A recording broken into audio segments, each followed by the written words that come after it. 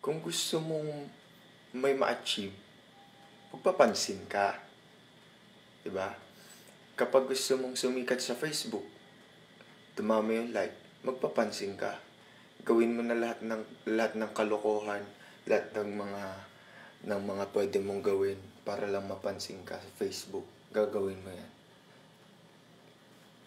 Kung gusto mo namang ma-promote sa trabaho, magpapansin ka sa boss mo. Magpakitang gilas ka. Kahit magmukha ka ng sip-sip, di ba? At least, napahanga mo yung boss mo. Di ba? Sikat.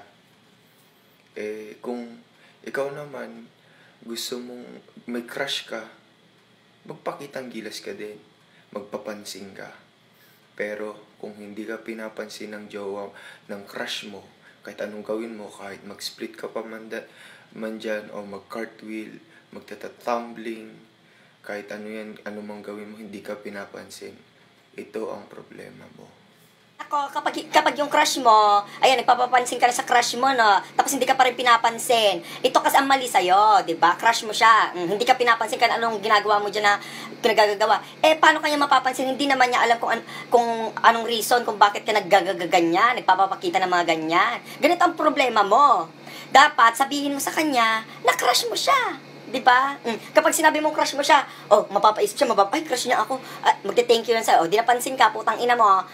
Tapos, ayan, pag naalam na yun na crush mo siya, nagpapakitang gilas ka na, di mas mapapansin ka na. Kasi sa atin kasi, takot-takutan tayo magsabi na crush natin sila. Nako, kung sasabihin mo naman na in the future na na crush mo siya, ngayon pa lang dapat sabihin mo na kasi sayang din naman yung effort mo. At saka, nako, ikaw talaga, bakit mo siya crush? Nagpukang ka, nag-e-expect ka na maging kayo? Yun yung ba yung iniisip mo? Nako, at tatanong ko sa'yo, bakit ka ba nagpapapansin sa kanya?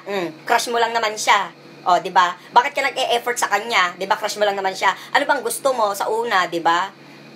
Bakit ayaw mo pang sabihin sa kanya na crush mo siya kung ang intention mo naman maging kayo? 'Di ba? Takot-takutan lang kasi kayo magsabi sa kanila, 'di ba? Kung ma-reject kayo, at least nasabi ninyo. Kaysa naman sa ma-ignore kayo na parati ka nagpapapansin dyan, hindi naman kayo napapansin kahit anong pinaggagawa niya. Diba? Mas masakit ang mag-ignore kaysa sa ma-reject. Magkaiba kasi ang ignore tapos yung reject.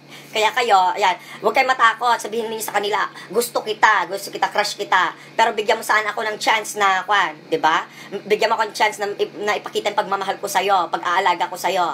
Ganun yung sabihin mo sa crush mo, may chance ka, may 50-50 ka, kaysa naman sa tahimik ka, hindi ka nagsasabi sa kanya, wala ka talagang chance, hindi ka talaga nagpapakita sa kanya ng motibo kasi hindi naman niya alam. Akala niya, clown ka lang, nagpapatawa lang sa kanya.